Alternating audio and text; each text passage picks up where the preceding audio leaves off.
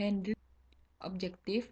After completing this lesson, you should be able to do the following: define PLSQL exception, recognize unhandled exception, list and use different types of PLSQL exception handlers, trap unanticipated error, describe the effect of exception propagation in nested block, customize PLSQL exception message. Handling exception with PLSQL. An exception is an identifier in PLSQL that is raised during execution. How is it raised? An Oracle error occurs. You raise it explicitly.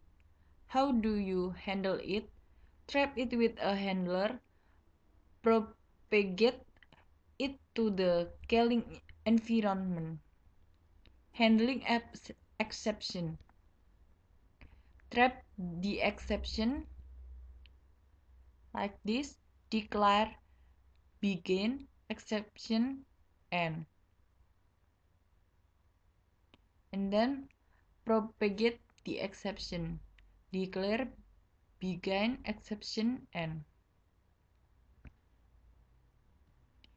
Exception types: predefined Oracle server, non-predefined Oracle server. It is implicit race, and then explicit race is user defined. Trapping exception syntax like this. Trapping exception guidelines. The exception keyword start exception handling section. Several exception handlers are allowed. Only one handler is processed before leaving the block. One other is the last clause. Trapping predefined Oracle server error. Reference the standard name in the exception handling routine. Sample predefined exception like this. There are 1, 2, 3, 4, and 5. Predefined exception syntax like this. Trapping non-predefined Oracle server error. Declare, associate, reference. Declarative section, exception handling section. Non-predefined error. Trap for Oracle server error number and integrity constraint violation like this. And then function for trapping exception.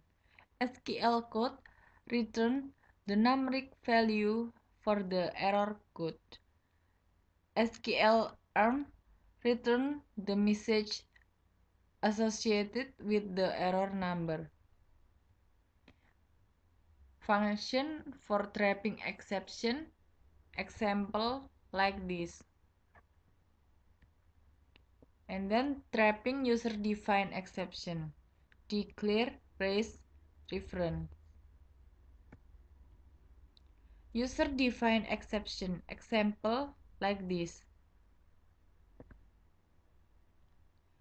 Calling environment. This is the table.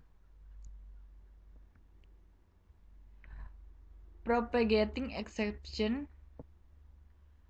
Subblock can handle an exception or pass the exception to the enclosing block. The REST application error procedure. Syntax like this. You can use this procedure to issue user-defined error message from stored subprogram.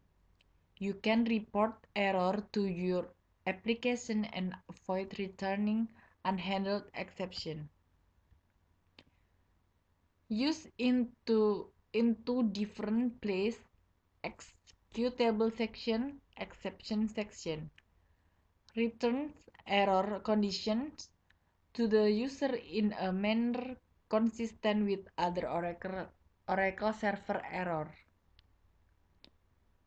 REST application error, executable section like this, and then exception section like this. Summary: in this lesson you should have learned that exception types: predefined Oracle server error, non-predefined Oracle server error, user-defined error, exception trapping, exception handling, trap the exception within the PL/SQL block, propagate the exception. Latihan soal. Pertanyaan: apa yang dikerjakan oleh program di atas? Kalau nilai variabel P gaji diberi nilai 800, 1250, 999, hasilnya apa? Jawabannya seperti di bawah ini.